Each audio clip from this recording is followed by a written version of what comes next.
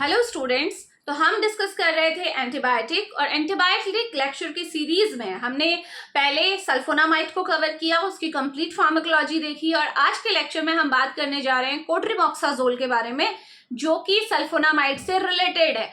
क्यों रिलेटेड है वो हम आज समझेंगे। देखिए, जो कोट्रिमॉक्साजोल है ये दो आपके कंपोनेंट का कॉम्बिनेशन है, ठीक है। ये हमारी एक सिंगल ड्रग नहीं है, दो ड्रग्स आपस में मिल रही हैं तब जाके ये कोट्रिमॉक्साजोल बन रहा है। दो मॉलिक्यूल मिल रहे हैं। कौन कौन से वो मॉलिक्यूल हैं? देखिए, सल्फा मिथॉक्साजोल पहला मॉलिक्यूल है जो सल्फोनामाइड कैटेगरी में से आता है, मैंने पढ़ाया है सल्फोनामाइड, है ना। प्लस दूसरा है आपका ट्राइमिथोप्रिम। ट्राइमिथोप्रिम किससे रिलेटेड है? आपने एंटी मलेरियल ड्रग मैंने आपको पढ़ाई है, उसमें आपने पायरिमिथामाइन पढ़ा है, ठीक है। पायरिमिथामाइन से ही रिलेटेड ये है, ठीक है। उसी के स्ट्रक्चर में चेंजेस करके हमें ट्राइमिथोप्रिम मिलता है, ठीक हो गया। तो इसका मतलब पायरिमिथामाइन का जो मैकेनिज्म ऑफ एक्शन है वही सेम मैकेनिज्म ऑफ एक्शन ये भी फॉलो करेगा, ठीक है। अभी हम देखते हैं क्या होता है। इतना समझो पहले। ये जो दोनों ड्रग हैं, दो मॉलिक्यूल्स हैं, ये आपस में मिलके कोट्रिमॉक्साजोल बनाते हैं। आपस में मिल रहे हैं तो कॉम्बिनेशन कितने का होता है? याद रखिएगा, हमेशा ये दोनों 5:1 के रेशियो में रहते हैं। अगर 5 पार्ट सल्फोमिथॉक्साजोल के हैं तो 1 पार्ट किसका होगा? ट्राइमिथोप्रिम का होगा। समझ में आ रहा है? कॉम्बिनेशन समझ में आ रहा है? ये बहुत बार एमसीक्यूज में पूछा जाता है। अगर बहुत ही सिंपल अगर किसी ने आपका पेपर बना दिया तो ये क्वेश्चन आपका इजीली वहां पे आ जाता है और आता भी है, ठीक है। तो आपको पता होना चाहिए कॉम्बिनेशन। सल्फा मिथॉक्साजोल की जगह कुछ और आपकी सल्फा ड्रग दे दी हो, है ना, तो आपको एग्जैक्टली याद रखना है कि सल्फा मिथॉक्साजोल एंड ट्राइमिथोप्रिम। और 5:1, कभी कभी रेशियो पूछ लेते हैं, 1:5 लिख दिया होगा तो आपको कंफ्यूज हो गए। तो याद रखो कि सल्फा मिथॉक्साजोल 5 है, ट्राइमिथोप्रिम 1 है। अभी से मैं इसका आपको रेशनल भी बताऊंगी कि क्यों ये कॉम्बिनेशन है, ऐसा क्यों है कि ट्राइमिथोप्रिम कम है और सल्फा मिथॉक्सोल ज्यादा है, ठीक है। तो उसके लिए वेट करो, बने रहो, आगे देखते हैं, ठीक है। तो देखो, सल्फा मिथॉक्साजोल और ट्राइमिथोप्रिम कैसे आपका मिलके कोट्रिमॉक्साजोल बना रहे हैं और कैसे ये आपका फाइनली एक एंटीबैक्टीरियल की तरह काम कर रहे हैं, वो हम इसके मैकेनिज्म से समझेंगे। चलिए स्टार्ट करते हैं with the mechanism of action. और ये मैकेनिज्म को समझने के लिए मैंने आपको सल्फोनामाइड के लेक्चर में जो सल्फोनामाइड का मैकेनिज्म बता रखा है वो भी आपको आना जरूरी है, बट यहाँ पे मैं कोट्रिमॉक्साजोल के हिसाब से इस मैकेनिज्म को भी डिस्कस कर रही हूँ। तो कोई प्रॉब्लम नहीं है अगर किसी ने सल्फोनामाइड का नहीं देखा है लेक्चर, तो यहाँ से भी आप समझ सकते हैं। तो होता क्या है, देखो पहले ध्यान रखेंगे, ये भी हमारा क्या करता है, सीधे फोलिक एसिड को टारगेट करता है, फोलिक एसिड को नहीं बनने देता है। हमारा बैक्टीरिया है, ठीक है। बैक्टीरियल सेल के अंदर फोलिक एसिड बनता है, ठीक है, और वही फोलिक एसिड बैक्टीरिया के डीएनए को बनाने का काम करता है। पढ़ा था, अभी हम समझेंगे कैसे। तो वो जो अगर आप वो फोलिक एसिड को बनने ही ना दें तो क्या डीएनए बनेगा? नहीं बनेगा। डीएनए नहीं बनेगा तो इसका मतलब सेल जो है वो वैसे ही क्या हो जाएगी, सेल साइकिल रुक जाएगी, है ना। तो ये बात आपको ध्यान में रखनी है। दूसरी बात जो इंपॉर्टेंट है वो ये है कि जो हम ह्यूमन बींग्स हैं, क्योंकि बैक्टीरिया, सपोज किसी को बैक्टीरियल इन्फेक्शन हुआ है, किसी इंडिविजुअल को ही तो हुआ है, तो हमारी सेल के अंदर अब हमारी सेल के अंदर भी तो डीएनए है। तो ऐसा क्या है कि सिलेक्टिवली वो केवल बैक्टीरियल डीएनए को अटैक करेगी। जो कोट्रिमॉक्साजोल आप दोगे वो सिंपल जाके बैक्टीरियल डीएनए पे अटैक करेगी। ऐसा आप कैसे सोच रहे हैं? इसलिए सोच रहे हैं क्योंकि आपको पता है, ठीक है, मैं आपसे एक्सपेक्ट करती हूँ कि आपको पता ही होगा। आपको पता है कि जो हमारा ह्यूमन, जो हमारी सेल्स होती हैं वो क्या करती हैं, फोलिक एसिड नहीं बनाती हैं। हम जो है फोलेट डाइट के थ्रू लेते हैं, ठीक है। हम लोग क्या करते हैं, फोलेट डाइट के थ्रू लेते हैं, जो कि हमारी सेल में एंटर करके डाइहाइड्रोफोलेट में कन्वर्ट हो जाता है, ठीक है। ये हमारा ह्यूमन सेल्स में होता है। तो मैं यहाँ पे लिख देती हूँ क्योंकि अभी ट्राइमिथोप्रिम के मैकेनिज्म में आपको काम आएगा। हम क्या कर रहे हैं, ह्यूमन बीइंग में क्या होता है, हमारा डाइटरी सोर्स के थ्रू हम फोलेट लेते हैं, ठीक है। ये फोलेट हमारी सेल के अंदर जाएगा इस तरीके से, ये फोलेट गया और ये फोलेट कन्वर्ट हो जाएगा डाइहाइड्रोफोलेट में। डाइहाइड्रोफोलेट बनाएगा टेट्राहाइड्रोफोलेट, और टेट्राहाइड्रोफोलेट मैंने आपको बताया है डीएनए सिंथेसिस में इंपॉर्टेंट रोल प्ले करता है। सल्फोनामाइड में डिटेल में बताया है कैसे डीएनए सिंथेसिस में रोल प्ले करता है, ठीक है। तो वहां से आप देख सकते हो। अभी देखो यहाँ पे डाइहाइड्रोफोलेट से टेट्राहाइड्रोफोलेट जो बनता है वो किसकी प्रेजेंस में बनता है, डाइहाइड्रोफोलेट रिडक्टेज, इतना ध्यान रखो, रिडक्शन ही तो हो रहा है, डाईहाइड्रो से टेट्राहाइड्रो बन रहा है, इसका मतलब 2 H और जुड़ रहे हैं, इसका मतलब रिडक्शन हो रहा है, तो ये एंजाइम जरूरी है। ये हमारे ह्यूमंस की बात हो गई। अब बैक्टीरिया पे आ जाओ। चलो, बैक्टीरियल सेल के अंदर क्या होता है, हमारी जो बैक्टीरिया की सेल होती है, बैक्टीरिया के सेल में क्या होता है, आपका फोलिक एसिड बनता है। ठीक है, तो क्या होता है, बैक्टीरिया है, बैक्टीरिया की सेल के अंदर हमारा पाबा प्रेजेंट होता है, पैरामीनो बेंजोइक एसिड, प्लस टेरिडीन हमारा प्रेजेंट होता है। ठीक है, टेरिडीन दोनों कंबाइंड होते हैं, क्या बनाते हैं, डाईहाइड्रो टेरिक एसिड, पी साइलेंट होता है अगेन। हाँ, डाईहाइड्रोटेरिक एसिड आपका कंबाइन होता है किसके साथ, ग्लूटामेट के साथ। मैंने स्पेस कम लिख रखा है तो मैंने नीचे लिख दिया। डाईहाइड्रोटेरिक एसिड ग्लूटामेट के साथ कंबाइन होके क्या बनाता है आपका, ये बना देता है डाईहाइड्रोफोलेट। डाईहाइड्रोफोलेट से क्या बन जाएगा, अगेन टेट्राहाइड्रोफोलेट। पढ़ाया है सारा सल्फोनामाइड में, फोलेट सेम देखो, जैसे हमारी सेल्स के अंदर डाईहाइड्रोफोलेट से टेट्राहाइड्रोफोलेट बनता है, वैसे यहाँ पे भी बनता है, और एंजाइम भी सेम होता है, DHFR, डाईहाइड्रोफोलेट रिडक्टेज। ठीक है, अब जो ये टेट्राहाइड्रोफोलेट बना है, मैंने आपको बताया था कि ये क्या करता है, हमारा प्यूरिन बेस पेयर भी बनाता है, पायरिमिडीन बेस पेयर भी बनाता है, और आप जानते हो प्यूरिन और पायरिमिडीन से ही हमारा डीएनए बनता है ना। डीएनए किससे बनता है, इन्हीं बेस पेयर से तो बनता है। तो आपको ध्यान में रखना है कि जो ये है आपका, ये क्या करेगा, आपका डीएनए सिंथेसिस करेगा। सेम, इससे नीचे मैंने डिटेल में सल्फोनामाइड में पढ़ाया हुआ है। ठीक है, उस लेक्चर को देख लेंगे, इससे आगे कैसे डीएनए बन रहा है। यहाँ पे ये जरूरी नहीं है, इसलिए हम मेंशन नहीं कर रहे। अब देखो क्या होता है, कॉम्बिनेशन कैसे वर्क करता है। अब हमें पता चल गया ह्यूमंस में कैसे बनता है, कैसे प्रोसेस होता है, डीएनए कैसे बन रहा है, और बैक्टीरियल सेल के अंदर कैसे बन रहा है। ठीक है, तो देखो क्या होगा, जो ये सल्फामिथॉक्साजोल है, ठीक है, सल्फामिथॉक्साजोल क्या करता है, ये सल्फोनामाइड कैटेगरी की ड्रग है। कहाँ पढ़ी थी हमने, इंटरमीडिएट एक्टिंग में पढ़ी थी, क्लासिफिकेशन में, है ना।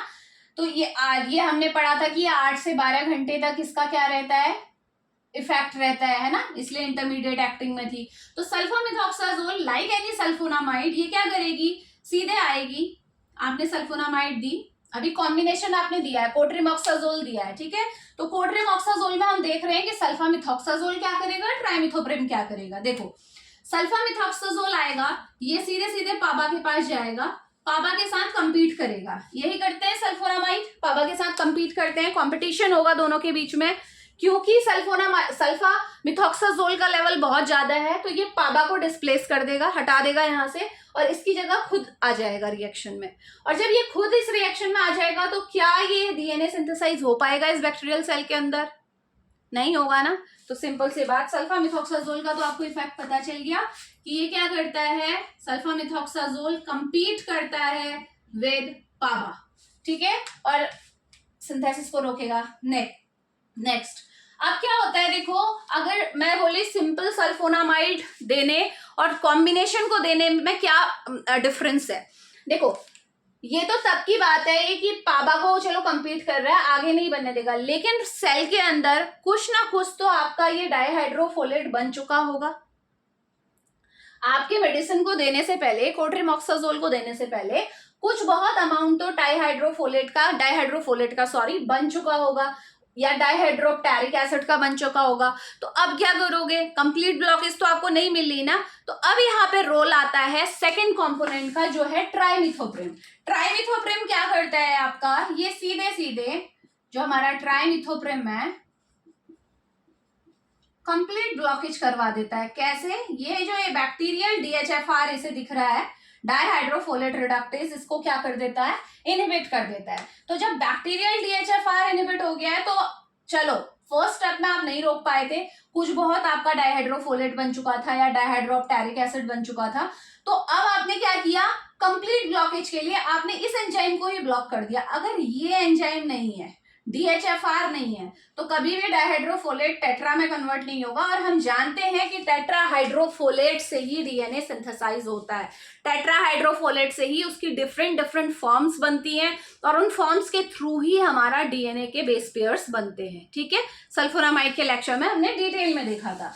तो अब बात ये आती है कि चलिए मैम आपने बता दिया सल्फामिथॉक्साजोल क्या कर रहा है, ट्राइमिथोप्रिम क्या कर रहा है, आपने ये ह्यूमंस का क्यों बताया, इसका क्या हमारा इसके साथ लिंक है। तो बेटा इसका लिंक ये है कि यहाँ पे भी हमारा DHFR है, हमारी ह्यूमन सेल के अंदर भी हमारा DHFR है। अब किसी इंसान को आप ट्राइमिथोप्रिन दोगे या फिर पायरामिथामाइन, ठीक है, दोनों का सेम मैकेनिज्म होता है, आप दोगे तो वो कैसे सिलेक्टिवली केवल बैक्टीरियल सेल के DHFR को इनहिबिट करेगा। क्योंकि अगर मान लीजिए वो हमारी सेल्स जो ह्यूमन सेल्स हैं उनके अंदर जाके हमारे DHFR को इनहिबिट कर दे तो फिर प्रॉब्लम आ जाएगी भाई। हमारी नॉर्मल जो सेल्स हैं उनका भी डीएनए नहीं बनेगा, वो भी नॉन फंक्शनल हो जाएगी, उनकी भी सेल साइकिल स्टॉप हो जाएगी। ऐसा तो हम नहीं चाहते ना, ये तो टॉक्सिसिटी हो जाएगी बहुत बड़ी।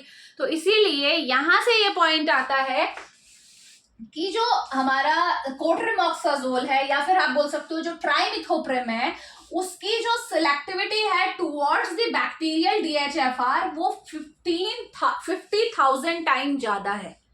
अब सोचो 50,000 टाइम ज्यादा है तो यहाँ पे हम क्या बोलेंगे कि जो सिलेक्टिविटी है, ये आपको यहां से पता चल गया होगा कि क्यों मैं इस चीज का वो कर रही थी, है ना, जिक्र कर रही थी। तो जो सिलेक्टिविटी है वो क्या है, bacterial selectivity towards bacterial DHFR is more than 50,000 times than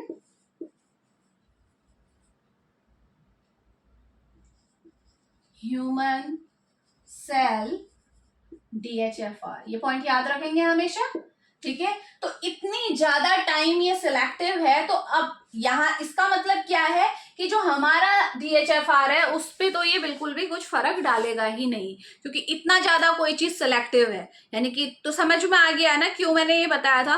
तो ये है मैकेनिज्म ऑफ एक्शन, यानी कि आपको सीधे सीधे समझ में आ रहा है कि कोट्रिमॉक्साजोल जो हमारी बैक्टीरियल जो डीएनए सिंथेसिस हो रही है उसको कंप्लीटली ब्लॉक कर दे रही है, या फिर अदर उसमें पूछ सकते हैं कि जो आपकी फोलिक एसिड की जो सिंथेसिस हो रही है उसको कंप्लीटली ब्लॉक कर देते हैं, है ना। दोनों ही आपका करेक्ट आंसर होगा। तो ये हमारा क्या है, चलिए तो मैकेनिज्म ऑफ एक्शन समझ में आया। अब एक क्वेश्चन दिमाग में आता है कि एक तो आपको आंसर मिल गया कि कॉम्बिनेशन क्यों है, ठीक है, वाई कॉम्बिनेशन, कॉम्बिनेशन के क्या क्या फायदे हैं या क्यों ये कॉम्बिनेशन है, ये क्वेश्चन देखते हैं, ठीक है। तो फर्स्ट थिंग तो आपको समझ में आ गया कि फॉर कंप्लीट ब्लॉकेज, आपको कंप्लीट ब्लॉकेज करानी है इसलिए कॉम्बिनेशन है। दूसरा क्या है, दूसरा ये है कि जो ये सल्फामिथॉक्साजोल है या ट्राइमिथोप्रिम है, ये दोनों ही बैक्टीरियोस्टैटिक हैं। दो टर्म मैंने बताई थी, एक होता है बैक्टीरियोस्टैटिक, एक होता है बैक्टीरियासाइडल। बैक्टीरियोस्टैटिक मतलब जो बैक्टीरिया की ग्रोथ को इनहिबिट कर रहा है ना, रोक रहा है। ऐसा नहीं है कि उसे बिल्कुल खत्म कर दे रहा है, उसकी ग्रोथ को कम कर रहा है। जबकि जो बैक्टीरियासाइडल होते हैं वो क्या करते हैं, बैक्टीरिया को किल कर देते हैं। तो पता है ना सबको। तो ध्यान में रखेंगे कि जो सल्फामिथॉक्साजोल है और ट्राइमिथोप्रिम दोनों ही बैक्टीरियो क्या है, स्टैटिक है। ये भी अपने आप में क्या है, स्टैटिक है, ग्रोथ को रोकने वाला बैक्टीरियोस्टैटिक, और ये भी आपका क्या है, बैक्टीरियोस्टैटिक है। लेकिन जब ये दोनों को कॉम्बिनेशन में दिया जाता है, यानी कि जो कोट्रिमॉक्साजोल बनता है, ये क्या है आपका बैक्टीरिसाइडल है। समझ में आ गया। तो एडवांटेज है ना कॉम्बिनेशन का, और अच्छा इफेक्ट आएगा, बैक्टीरिया बिल्कुल खत्म ही हो जाएगा। ठीक हो गया। अब जो क्वेश्चन मैंने आपसे मैं बोल रही थी कि आपके दिमाग में आ सकता है, अगर आप दिमाग लगा रहे हैं, पढ़ाई में आपका मन लग रहा है, तो ये आ सकता है कि आपका रेशियो क्यों ऐसा है, कि 5:1 का रेशियो क्यों है, ठीक है, ट्राइमिथोप्रिम इतना कम क्यों है। तो ध्यान में रखिएगा कि ट्राइमिथोप्रिम आपका क्या होता है, कंप्लीटली एब्जॉर्ब हो जाता है फ्रॉम द जीआईटी, इसका एब्जॉर्प्शन बहुत फास्ट है। सल्फामिथॉक्साजोल का एब्जॉर्प्शन कम है, ठीक है, कंपैरेटिवली। मैं कंपैरिजन की बात कर रही हूँ बेटा, नहीं तो हमने सल्फोनामाइड में लिखा था कि ये कंप्लीटली एब्जॉर्ब हो जाता है सल्फोनामाइड, है ना। लेकिन अगर हम टाइमिंग के अकॉर्डिंग देखें तो ट्राइमिथोप्रिम बहुत फास्ट आपका एब्जॉर्ब होता है। दूसरी बात, ब्लड में जाने के बाद इसकी जो प्लाज्मा प्रोटीन बाइंडिंग है वो लगभग 40 या 45 के अप्रॉक्स होती है। 40-45% ये बाइंड होता है प्लाज्मा प्रोटीन से, जबकि आप देखोगे सल्फामिथॉक्साजोल 65-70% बाइंड हो जाता है।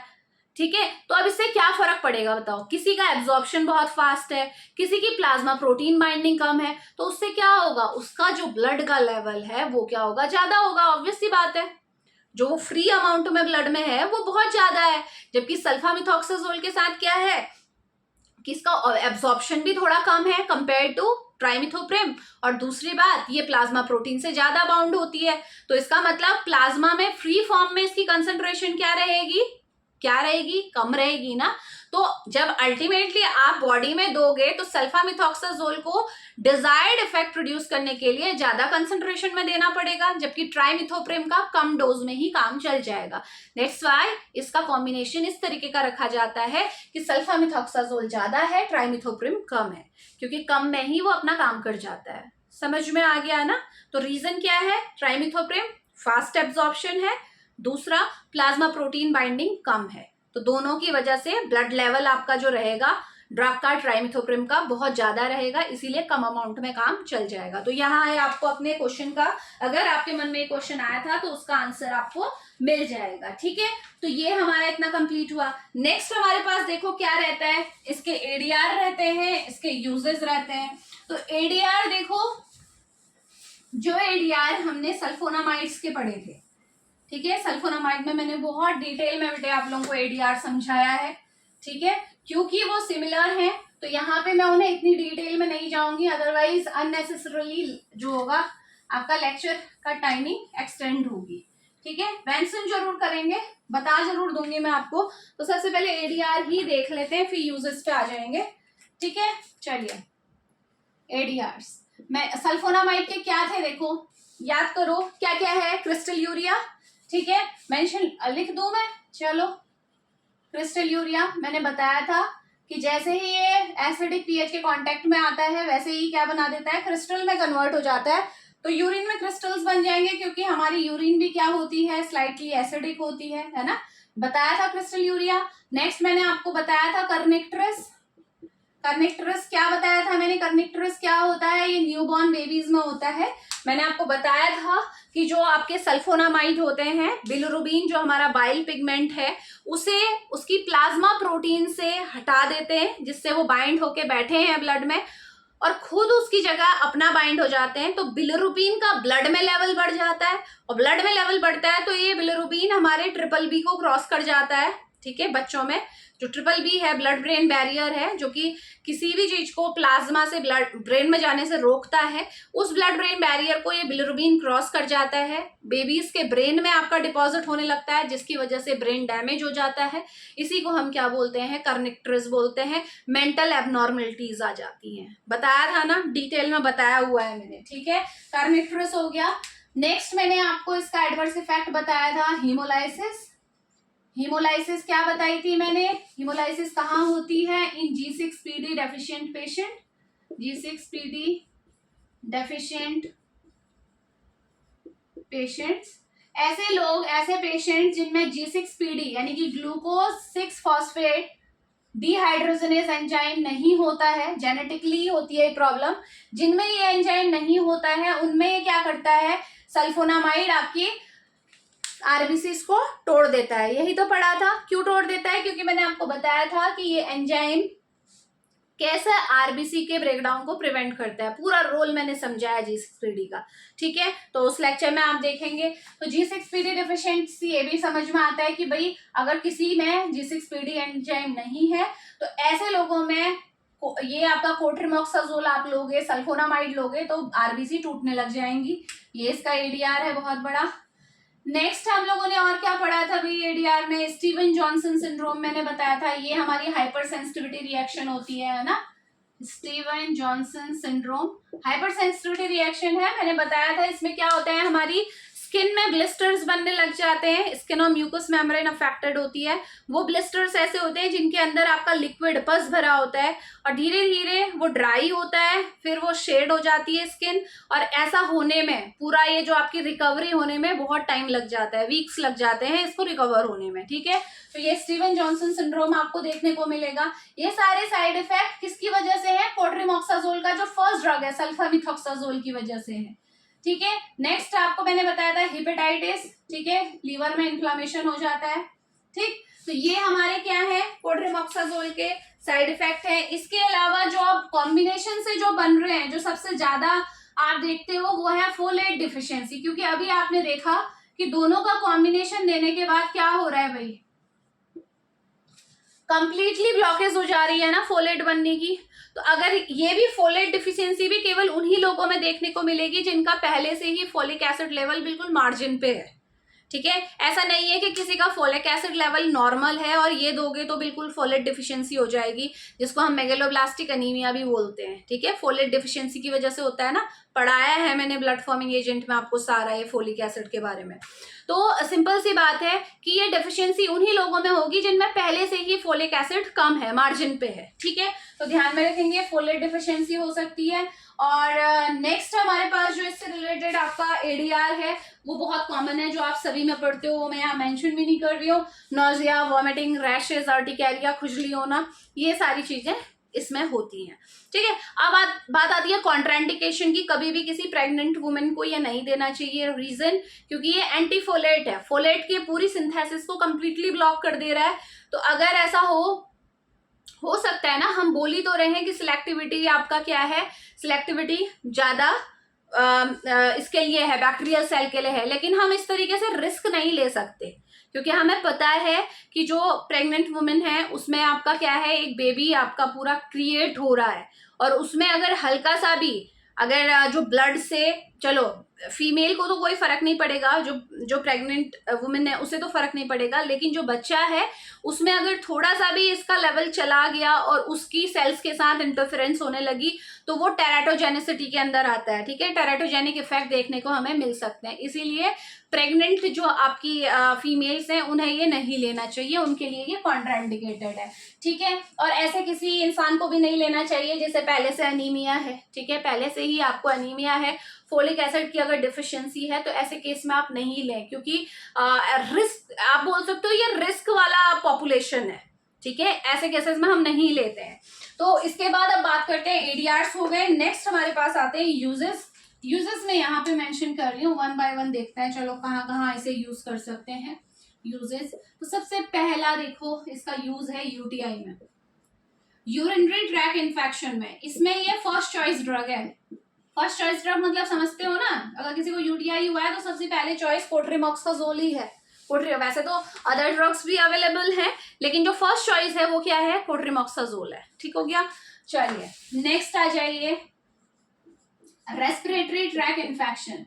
अगर आपको किसी को भी रेस्पिरेटरी ट्रैक इन्फेक्शन हुए तो उस केस में भी कोट्रिमॉक्साजोल को यूज कर सकते हैं, लेकिन यूज भी होगा ये सेकेंड या थर्ड चॉइस के फॉर्म में, फर्स्ट चॉइस नहीं होती है, याद रखना, ठीक है। अगर किसी को रेस्पिरेटरी ट्रैक इन्फेक्शन हो रहा है तो फर्स्ट चॉइस हमेशा कौन सी रहेगी, फर्स्ट चॉइस रहती है एमॉक्सिसिलिन। मैं ये एक्स्ट्रा ही आपको बता रही हूँ, जब हम पढ़ेंगे ना पेनिसिलिन तो वहां पे भी आप देखोगे एमॉक्सिसिलिन पेनिसिलिन का ही कंजेनर है। तो ये हमारी फर्स्ट चॉइस होती है जब भी किसी को रेस्पिरेटरी ट्रैक इन्फेक्शन हो रहे हैं, जनरल नॉलेज के लिए है आपके। नेक्स्ट आ जाइए टाइफॉइड। अगर किसी को टाइफॉइड है, ठीक है, टाइफॉइड है तो तब भी क्या करते हैं, हम इसे यूज कर सकते हैं, और ये हमारी यूज होती है सेकेंड थर्ड कोई भी ऑप्शन में हो सकती है, लेकिन फर्स्ट चॉइस नहीं होती है। फर्स्ट चॉइस इस केस में क्या होती है, फर्स्ट चॉइस भी बता दूं टाइफॉइड के लिए, वो होती है हमारी सिप्रोफ्लॉक्सासिन। नेक्स्ट जो हम पढ़ने वाले हैं क्विनोलॉन्स, फ्लॉक्सासिन, सिप्रोफ्लॉक्सासिन। तो ये टाइफॉइड के लिए चॉइस हो गई। नेक्स्ट आ जाइए बैक्टीरियल डायरिया एंड डिसेंट्री, उसमें भी इसे यूज करते हैं।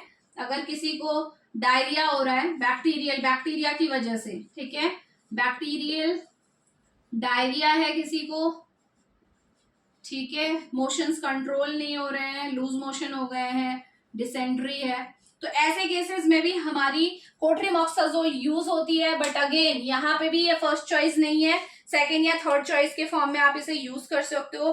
फर्स्ट यहाँ पे भी हमारी यही होती है, सिप्रो। ठीक है, सिप्रो ही बैक्टीरियल डायरिया और डिसेंट्री के केस में आपकी फर्स्ट चॉइस ड्रग है। ठीक है, इसके अलावा इसमें हम एमोक्सिसिलिन को भी यूज करते हैं और थर्ड चॉइस में आ जाएगा हमारा क्या, कोट्रिमोक्साजोल। ठीक है, फिक्स नहीं होती है चॉइसेस, बट आपको पता होना चाहिए कि इफेक्टिव है, हम यूज कर सकते हैं, तो आप इसको हमेशा लिखेंगे। ठीक है, चाहे चॉइस कोई सी भी हो। एक और आपकी डिजीज है जिसमें से फर्स्ट चॉइस की तरह यूज करते हैं, एक तो यूटीआई हो गया, दूसरा देखो न्यूमोसिस्टिस जीरोवेसी। देखें, न्यूमोसिस्टिस जीरोवेसी। तो देखो ये क्या होता है आपका, न्यूमोसिस्टिस जीरोवेसी जो है आपका बेसिकली एक अपॉर्चुनिस्टिक पैथोजन है। अपॉर्चुनिस्टिक क्या होता है, इन्फेक्शन। ये वो इन्फेक्शन होते हैं जो किसी पर्टिकुलर पॉपुलेशन में होने के चांसेस ज्यादा होते हैं, या फिर उन लोगों में होते हैं जो कि आपके इम्यूनो कॉम्प्रोमाइज्ड हैं, जिनका इम्यून सिस्टम पहले से काम नहीं कर रहा है। वैसे लोगों में ये पैथोजन आसानी से क्या कर देता है, आपका निमोनिया कॉज कर देता है। जैसे कि एड्स के पेशेंट हैं, एड्स के पेशेंट का आपको पता है ना, उनका इम्यून सिस्टम पहले से ही कॉम्प्रोमाइज्ड रहता है। तो अगर ऐसे लोगों के कांटेक्ट में ये आता है न्यूमोसिस्टिस जीरोवेसी, तो ये क्या करता है, आपका न्यूमोनिया कॉज कर देता है ऐसे लोगों पे।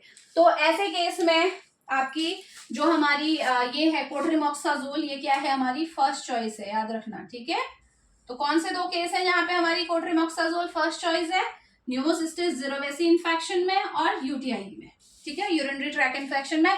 बाकियों में भी यूज होता है लेकिन फर्स्ट चॉइस नहीं है, सेकेंडरी चॉइस हो सकती है, टर्सरी चॉइस हो सकती है, लेकिन फर्स्ट नहीं है, ध्यान में रखेंगे। ठीक हो गया, तो ये था ऑल अबाउट कोट्रिमोक्साजोल। ठीक है, आई होप आपको सारे डाउट्स आपके क्लियर हो गए होंगे। नहीं हुए हैं तो आप कमेंट बॉक्स में मेंशन कीजिए, मैं ट्राई करूंगी आपके क्वेश्चंस को आंसर करने की। ठीक है, मिलते हैं नेक्स्ट लेक्चर में। नेक्स्ट लेक्चर में हम बात करेंगे क्यूनोलॉन्स के ऊपर, क्यूनोलॉन्स, फ्लोरोक्यूनोलॉन्स, इनको हम डिटेल में स्टडी करेंगे। Thank you so much.